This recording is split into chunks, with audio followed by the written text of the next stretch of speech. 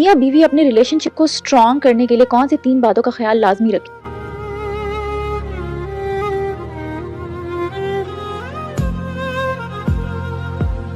देखिए, most important चीज is जो बेडरूम की बात है वो बच्चों को भी नहीं बतानी, एक दूसरे के माँ बाप को भी नहीं बतानी।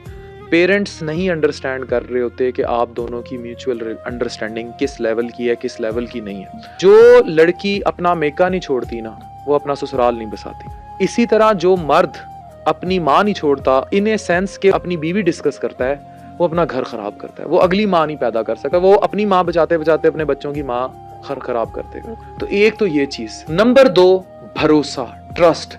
You have to trust each other at any cost. Trust in money, trust in relationships, trust in everything.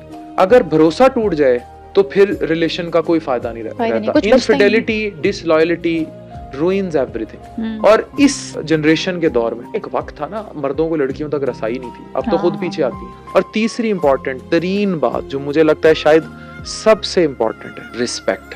ओहो, वो तो मोस्ट इम्पोर्टेंट है। आप एक दूसरे को इज्जत दें। मुझसे किसी ने सवाल पूछा कि औरत को कैसे राम किया जाता है, तो उसका जवाब था कि औरत को दूसरी औरत से राम किया जाता है। मतलब किसी और दूसरी औरत को आप सामने लाके खड़ा कर दें तो पहले वाली खुद सीधी हो जाएगी। औरत को इज्जत से राम किया जाता है। अगर आप अपनी खातून को इज्जत और रिस्पेक्ट दे रहे हैं और वो भी म्यूचुअल रिस्पेक्ट दे रही है, ये की है, वो आपके बहुत सारे किए गुनाह माफ कर देगी, भूल जाएगी। लेकिन गंदी गालियां माँ बहन की और उसकी इज्जत नहीं करते, बच्चों के सामने उसे गालियां देते हो, फिर वो तुम्हारे वो शजरा नसब के भी इश्क निकाल के लाएगी जो तुमने जमाना नाइल्मी में किए थे।